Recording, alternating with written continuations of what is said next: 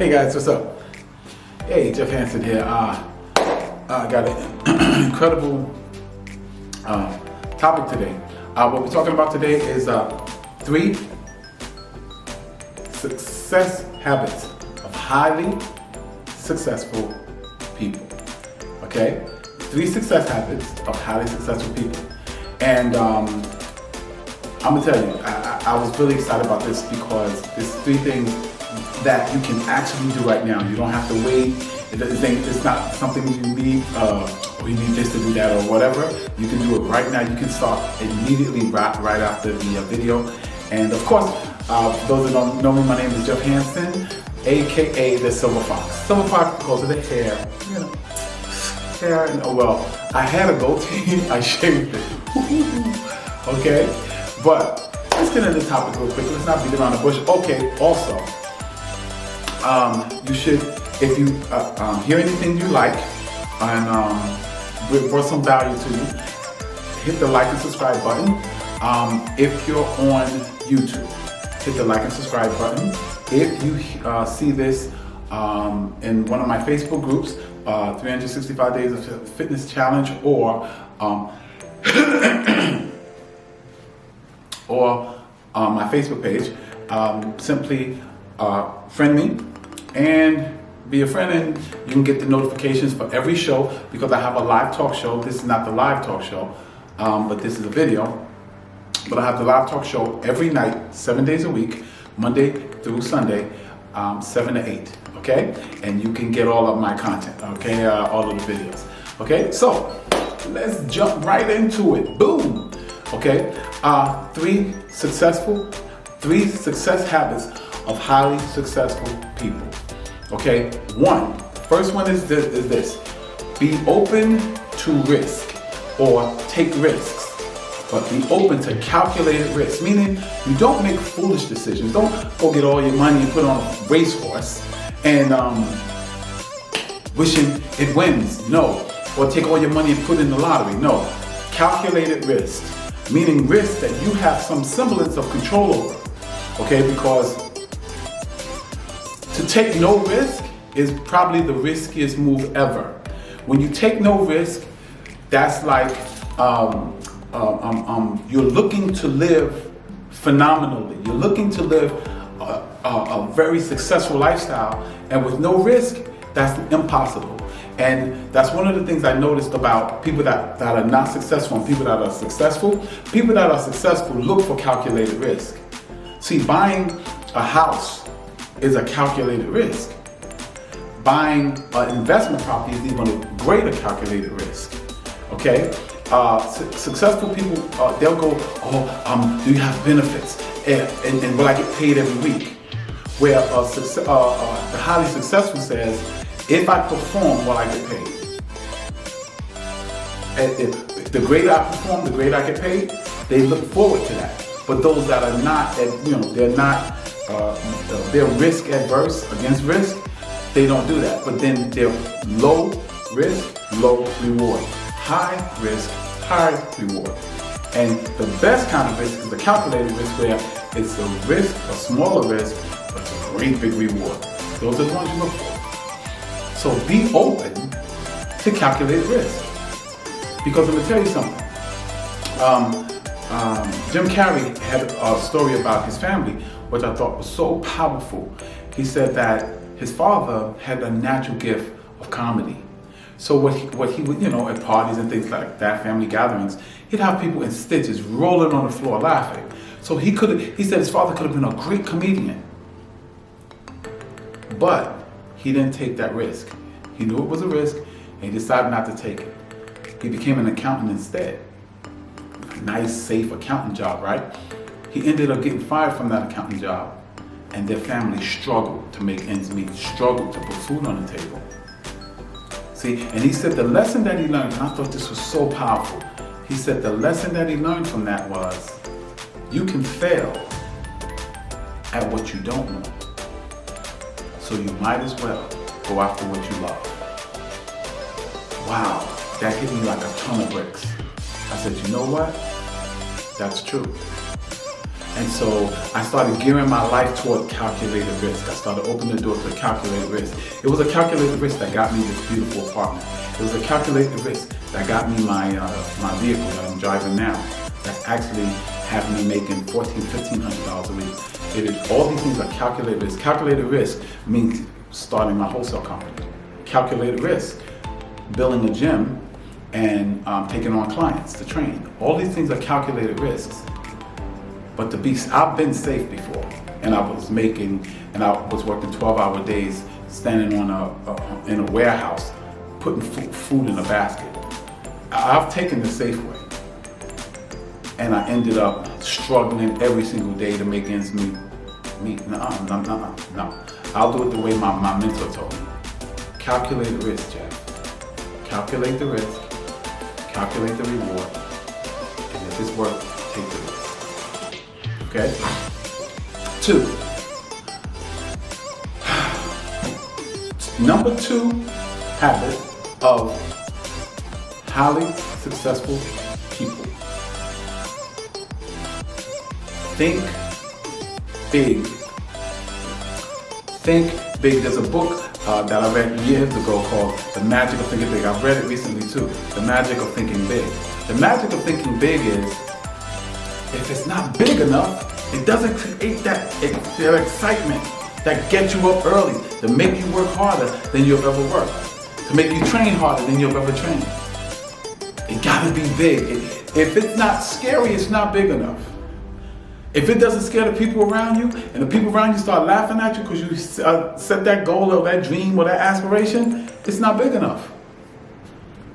Do you not know it takes just as much strength to shoot for something small than to shoot for something big? But you know what the difference is? If you get something small, what do you got? You get something big, you got something that satisfies you, something that make you say, oh man, it was worth it.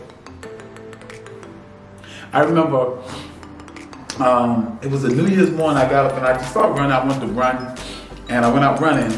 And I said, this year I want to do something that I've never done before. And I wanted so far out of my comfort zone. Oh my God, I want it to terrify me. So I said, I'm going to run a marathon. The most I had ever ran was the 5 miles I ran in the Marine Corps. I'm going to run a marathon. So then, I didn't even know how much a marathon was. So I went and looked it up. 26.2 miles. I said, Lord have mercy. What? Man, boy, are you crazy? Especially, you're 49? You going to run your first marathon? You crazy.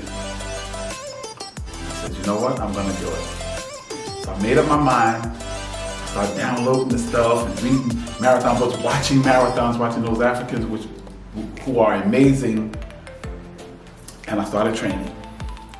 At first I ran around the block, ran half the block, walked half the block. Then I could run the whole block. Then I could run 3 blocks. Then I could run a half a mile. Built up. Got to the place. I ran a marathon. When I ran across that finish line, and they give you your finisher's medal, yes! Felt good about it. Yes! All the pain. Yes! All the soreness. Because it was worth it.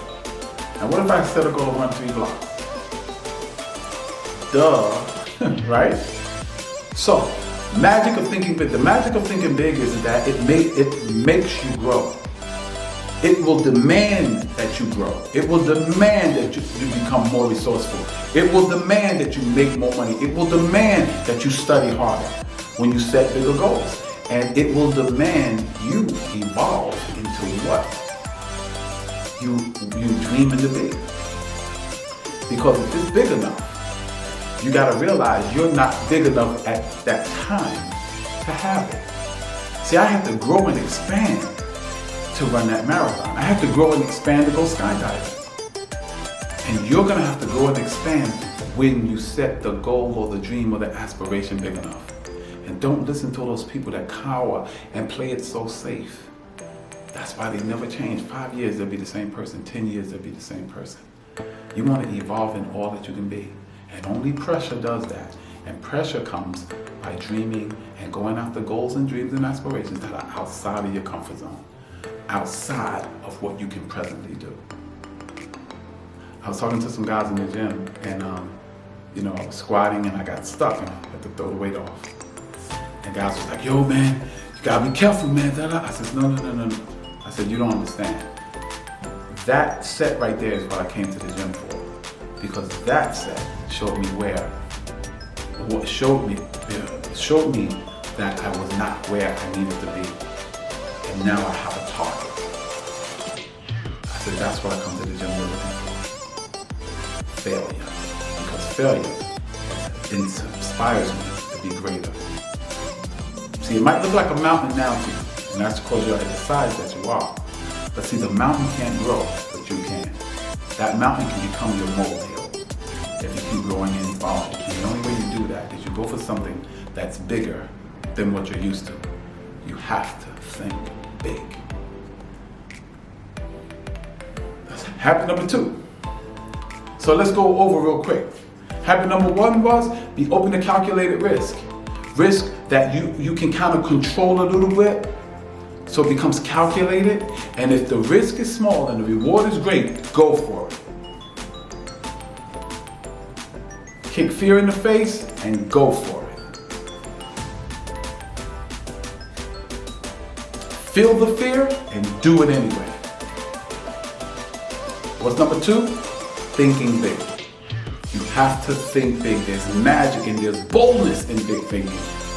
And it will create in you a desire to be a bigger person. And the bigger and greater you become, the bigger and greater you can build your life. Okay, let's go.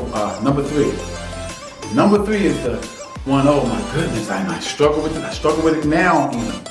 But I gotta get better and better and better. It's gonna make me keep growing. It's gonna make me keep coming. So I can grow into all that the Creator has put in me. And I can access all that great potential. And that is writing it down. Woo! That's one of the hardest things for me to do. Is have a notebook in my pocket and write it down. What you doing? Writing it down.